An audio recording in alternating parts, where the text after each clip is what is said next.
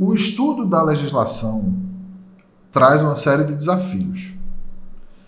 Estudar a legislação não é uma tarefa trivial e é uma coisa que muitas vezes os concurseiros se confundem por não entender as peculiaridades desse estudo. Porque, no fim das contas, grande parte do estudo de matéria jurídica está relacionada à legislação. O que é que eu quero dizer? Quando você vai estudar direito constitucional, por exemplo, tem uma parte da matéria que é doutrinária, né? Uma parte que é teórica. Você vai estudar lá conceito de Constituição, você vai estudar as modalidades de Constituição, as classificações, né? Em alguns concursos até assim, a história das constituições do Brasil, né? Qual era a característica de cada Constituição, né? O ano, né? A Constituição de tal ano, que foi até não sei quando, a Constituição tarará, que tem essa outra característica e tal. Beleza. E aí depois você entra numa parte do estudo que é mais dogmática. Uma parte do estudo que é assim, vamos estudar a Constituição. Por onde é que ela começa? Começa por aqui, então a gente vai aqui. E claro, tem muita doutrina no sentido de interpretações que os autores dão a dispositivos constitucionais, explicações adicionais para que você compreenda bem o que está escrito ali. E tem muita jurisprudência. No caso do direito constitucional, principalmente jurisprudência do Supremo Tribunal Federal. Então tem muita jurisprudência que você vai estudar lá em direito constitucional. O STF entende que a inviolabilidade do domicílio ela tem esse viés, né? Ela alcança isso aqui, ela também alcança o local de trabalho, né? Em certas condições e tal. Então esse tipo de coisa que a gente estuda, né, numa matéria consolidada como o direito constitucional não deixa de ser um estudo de legislação, né? Nesse sentido que você, em grande parte do estudo, você parte da legislação para a doutrina e para a jurisprudência. Mas o que guia o seu estudo vai ser o texto da Constituição. Aí, em matéria jurídica, sempre tem uma norma principal ou algumas normas principais que você vai estudar. Né? Lá em direito administrativo, tem uma parte que é a Constituição, tem uma parte que é a Lei de Licitações e Contratos, tem outra parte que é a Lei 8.112, lá o Estatuto dos Servidores, enfim. E você vai fazer um estudo dogmático, mas que vai partir para a doutrina, que vai partir para a jurisprudência. O que acontece é que quanto mais específica for a norma que você está estudando, quanto mais especializada for aquela legislação que você está estudando, mais dogmático e mais pragmático vai ser o seu estudo. Deixa eu dar alguns exemplos aqui para vocês para tentar esclarecer alguns pontos. Imaginem aí comigo que vocês estão estudando, por exemplo, tá, a Lei de Improbidade Administrativa. Lei de Improbidade. Vejam só, a Lei de Improbidade é uma lei relativamente curta, que você consegue ler rapidamente numa sentada. Sei lá, se você tiver algum traquejo na leitura de normas, em, sei lá, 15 minutos, 20 minutos, você lê toda a lei de improbidade. E aí a pergunta vai ser, ok, eu vou ler a lei de improbidade, mas isso é suficiente para acertar as questões? Muito provavelmente não. Por quê? Existem muitos estudos sobre a lei de improbidade. Muita gente estuda improbidade. Muita gente já escreveu livros sobre a lei de improbidade. Muitos tribunais já julgaram processos relacionados à lei de improbidade. Os tribunais superiores já julgaram a lei de improbidade várias vezes. Então a gente precisa entender mais do que o que está escrito na lei. A gente precisa entender o que os autores estão dizendo. A gente precisa entender o que os tribunais estão dizendo sobre aquela lei. Esse é o tripé do estudo jurídico, né? Legislação, doutrina e jurisprudência. Né? Esse é o tripé do estudo jurídico. E no caso da lei de improbidade, você precisa dominar o tripé. Claro, se você for fazer um concurso um pouco mais complexo. Né? Concursos mais simples, às vezes um concurso de nível médio, às vezes concurso de carreiras policiais, ele tende a ser um pouco mais simples e cobrar só o que está escrito na lei e tal. Beleza. Mas para concursos mais complexos, você tem que caminhar no tripé. Porque a lei de improbidade, ela é uma lei muito celebrada, muito estudada, que tem muito impacto no ordenamento, que cai em muitos concursos. Então, ela vai ter essa característica. O estudo dela é mais analítico, você tem que se debruçar, você tem que desdobrar esse estudo em diferentes camadas de doutrina e de jurisprudência. Não basta a legislação. Por outro lado, imagine comigo que você vai estudar, por exemplo, o regimento interno da CGU. Vejam só, diferentemente da lei de improbidade, diferentemente da lei 8.112, da Constituição, o regimento interno da CGU é uma norma ultra específica, né? É a norma que trata do funcionamento da Controladoria Geral da União do ponto de vista institucional. É a norma que vai dizer, olha, essa área faz tal coisa, aquela área faz tal coisa. É a norma que vai dizer assim, a Coordenação Geral de Orientação e Acompanhamento de Ouvidorias, ela tem essas atribuições. Então, é uma norma ultra específica. E aí, vai ter livros escritos sobre o regimento interno da CGU? Não vai, né, gente? Vai ter julgados do STF ou do STJ sobre o regimento interno da CGU? Se tiver, não vai ter nenhuma relevância do ponto de vista do concurso. E aí, qual é a diferença, então? A diferença é que as questões que vão ser elaboradas sobre o regimento interno da CGU, elas partem de um processo de elaboração completamente diferente das questões da lei de improbidade. Só para manter o exemplo que eu estou dando aqui. Por quê? Imaginem aqui comigo. Quem é o sujeito que elabora questões? Quem é o examinador? Quem é esse emissário do demônio chamado de examinador? Que é o cara que vai elaborar as questões que vão cair na sua prova. Quem é essa pessoa? É um sujeito ordinário, que nem eu. Que nem vocês.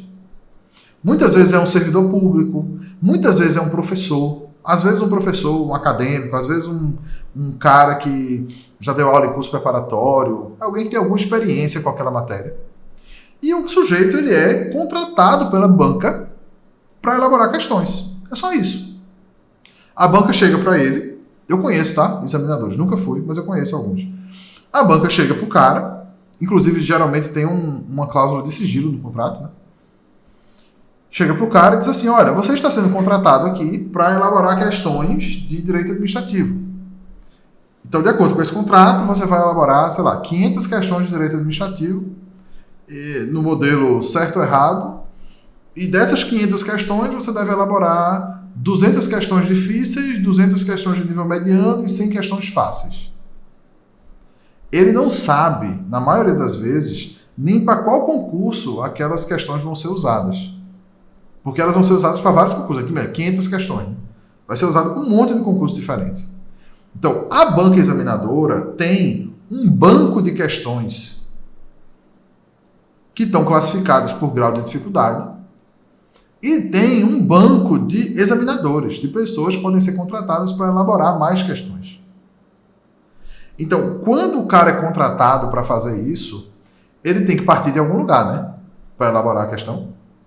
Não é tudo da cabeça dele, né? Imagina, o cara chega lá, elabora aí 500 questões de direito administrativo, o cara... Beleza, então. Estala o dedo, vai pra lá, dá uma alongada, me dá um papel aí, bora. Pá, pá, pá. Não é assim, né, gente? O sujeito vai fazer o quê? Se for direito administrativo, né? Ele vai na livraria, ele vai pegar 5 livros de direito administrativo diferentes. Ele vai separar os temas, né? Vai dizer, opa, atos administrativos aqui, ó, vai ser 80 questões de atos administrativos. Lei 8.112, 50 questões aqui, ó. Poderes administrativos, 30 questões. E ele vai lá nos livros, aí vai olhar e vai dizer, opa, teoria dos poderes implícitos, olha que coisa maravilhosa, coisa linda, teoria dos poderes implícitos, ó. Um monte de gente vai se ferrar para responder essa questão, porque não vai saber do que é que eu estou falando. Então eu vou fazer 5 questões sobre essa teoria aqui. E aí ele vai lá e ele vai, desse jeito, né, semeando o mal pela terra. Essa é a pessoa que elabora as questões para a gente. Né? Agora imagina que esse cara é contratado para elaborar 50 questões sobre o regimento interno da CGU.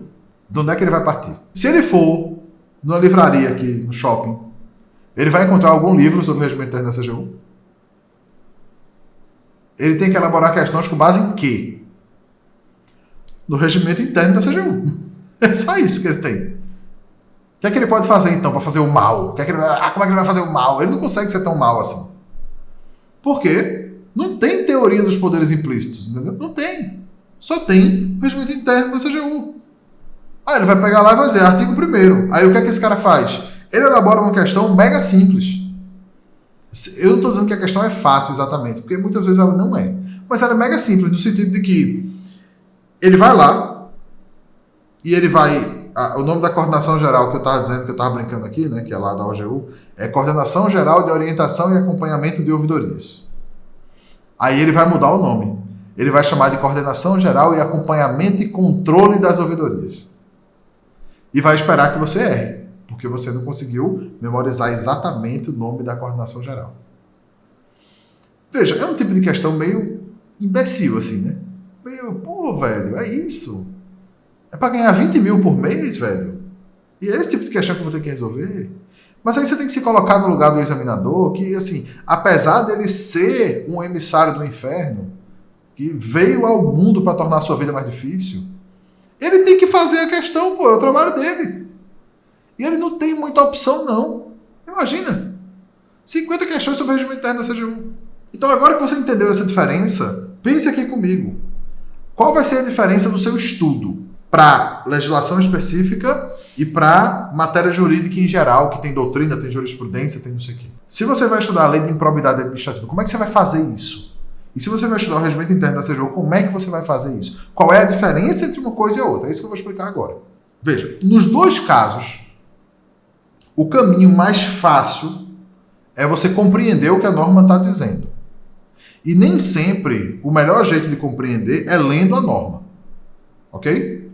Lembre-se, normas jurídicas não são escritas para as pessoas em geral entenderem. Eu tenho minhas críticas a esse modelo de pensamento, mas o pensamento jurídico é esse. A norma não é escrita para uma pessoa comum entender. Ela é escrita para alguém que tem conhecimento jurídico entender. Então, para algumas pessoas, talvez seja difícil compreender o texto de uma norma quando você lê ela seca. Para algumas pessoas, pode ser um desafio isso aí. Você pegar uma lei seca, começar a ler do artigo 1º, talvez a pessoa olhe e não entenda nada. E não tem nada errado com você, tá? Se é o seu caso, não tem nada errado com você. Isso é perfeitamente normal. Perfeitamente normal. O que leva a gente a uma necessidade de ter um material que mastigue aquilo ali e faça a primeira parte da digestão para você. Então, um bom material em PDF, uma boa videoaula, vai fazer esse trabalho de te ajudar a entender a norma que talvez você não esteja conseguindo entender numa leitura da lei seca. Ah, professor, mas eu estou lendo e consigo entender. Então, beleza, voa. Tá? Voa, passarinho, e pode voar, e voe cada vez mais alto, porque você vai conseguir estudar bem mais rápido. Mas se você não consegue, tudo bem. Você é normal. Pegue um material de boa qualidade e estude com base naquele material. Pega um material em PDF, pega uma videoaula e você vai conseguir entender o que está na norma. Se esse material for realmente bem escrito, quem escreveu vai saber se está falando de uma norma como o regimento interno da CGU ou se é de uma norma como a lei de improbidade. Se for como a lei de improbidade, ele vai trazer a doutrina e vai trazer a jurisprudência lá no material. Então você já tem isso aí pronto, né? Esse combo está pronto lá. O tripé está lá respeitado, bonitinho, e o bom material vai trazer tudo que você precisa saber lá dentro. Por outro lado, se a gente estiver falando de uma norma mais específica, esse material não vai ter firula, não vai ter perfumaria, não vai ter nada disso.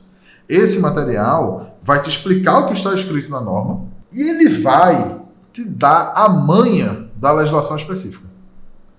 Porque depois de um tempo trabalhando com esse troço, a gente já bate o olho no dispositivo, já tem uma boa noção de como é que esse demônio chamado examinador vai elaborar uma questão.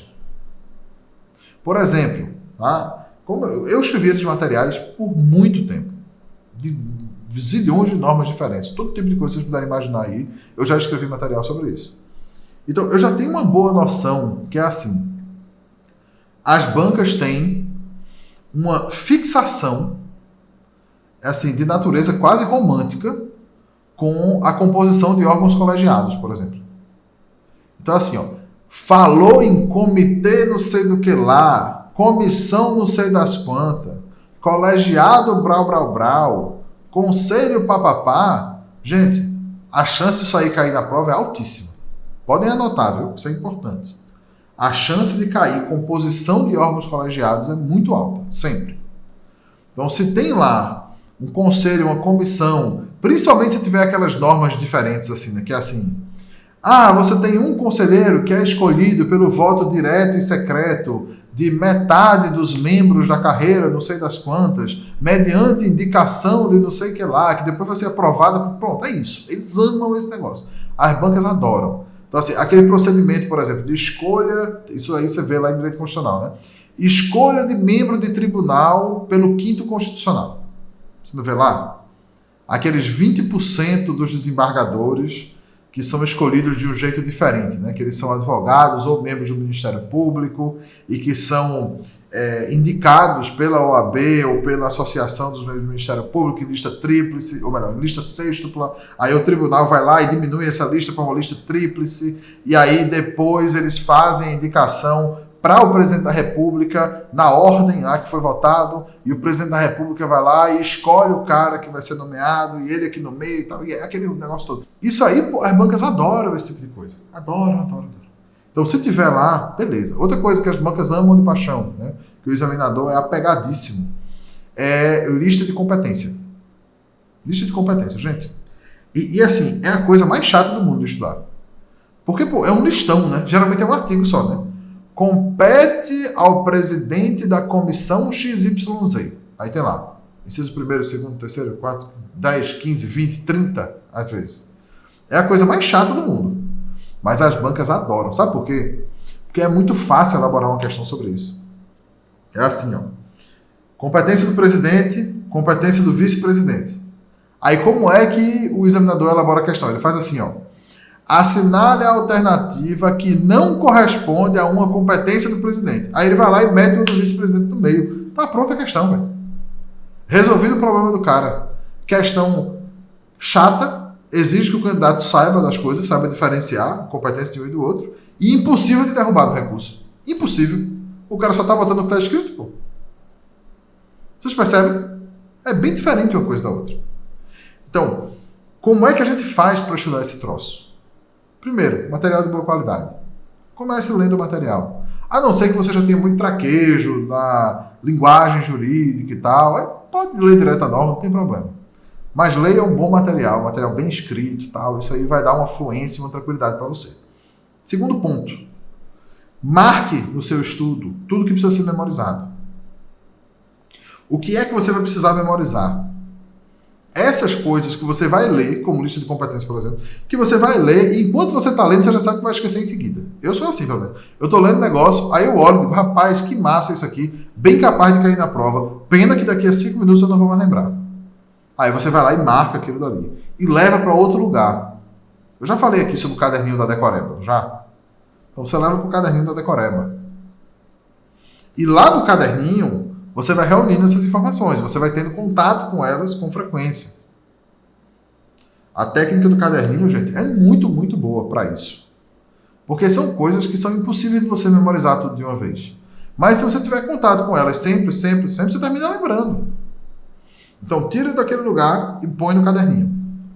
E você segue estudando. Uma vez que você tenha lido o material, vale a pena você ler a norma, a própria norma, o texto seco mesmo. Porque você já vai conseguir entender. E aí você vai ter contato com aquele texto algumas vezes também.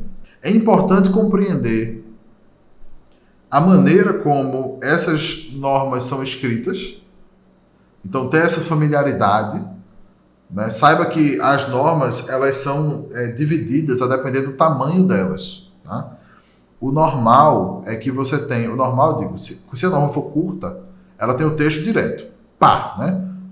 Artigos, os artigos se subdividem em incisos, tá? E podem subdividir em alíneas. Então, o inciso é aquele numeral romano. O caput do artigo é o que vem depois do número. Então, artigo primeiro, o que vem depois é o caput.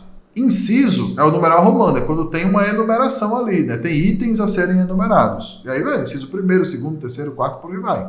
Quando você quer adicionar alguma coisa no artigo, né? Dar uma informação a mais, explicar uma coisa mais detalhadamente, às vezes trabalhar um conceito que aparece no caput, mas que precisa ser definido, aí você usa um parágrafo. Então é comum que você tenha lá, né, no caput, falando sobre, sei lá, no regimento de tribunal, isso é muito comum, né? Você tem lá dizendo, o presidente é escolhido pelo voto secreto, assim, assim, assim, de todos os desembargadores. E aí, lá no parágrafo, você tem um detalhamento sobre esse voto. O voto vai acontecer na primeira semana de dezembro do ano pá, assim, assim, assim, não sei o que lá. É um detalhamento do que está escrito no caput. Isso é um parágrafo. Os incisos e as alíneas servem para enumeração. O inciso é com numeral romano e a alínea com letra, né? A, B, C, D, E. Tem ainda um outro tipo de enumeração, que eu não sei se tem um nome, né? Mas ela é feita com numerais romanos em letra minúscula. Não sei se vocês já viram isso também. Mas assim, se você precisar descer outro nível, né, você desce para numeral romano minúsculo. Então tem 1, 2, 3, 4, mas com a letra minúscula. Se a norma for um pouco maior, ela vai se dividindo em capítulos, né? Geralmente a divisão básica são os capítulos. Então capítulo 1, capítulo 2, capítulo 3. Os capítulos podem se subdividir, né, em seções, em subseções, também é possível, tá? E é possível que existam divisões que vão além dos capítulos também, tá? Divisões maiores do que os capítulos, né? É o caso de normas muito grandes, por exemplo, como, sei lá, os códigos. Você pega o Código Civil, que é uma norma gigantesca, milhares de artigos. Então, ele é dividido em livros, depois em títulos, depois em capítulos, depois em seções, depois em subseções. Então, tudo isso para dar uma racionalidade maior na organização daquela norma. Quando a norma for um pouco maior e for assim dividida, você pode prestar atenção lá, tá, para ver, entender a lógica dessa divisão. Talvez torne mais fácil compreender aquela norma também, tá bom? Mas fora isso, né, essas orientações que eu dei agora já podem fazer muita diferença no seu, né, no estudo de vocês de legislação específica. Tá? Compreender a diferença entre essas normas mais celebradas, mais estudadas e mais debatidas e essas outras normas que são muito específicas e que vão ser cobradas sempre na sua literalidade. As questões não têm outra fonte a não ser o próprio texto da norma. Então é muito diferente estudar para uma coisa e estudar para outra coisa. Vocês precisam fazer essa diferenciação quando forem estudar, beleza? Esse é um ponto muito importante, assim, é um ponto essencial. É que vocês saibam diferenciar uma coisa da outra.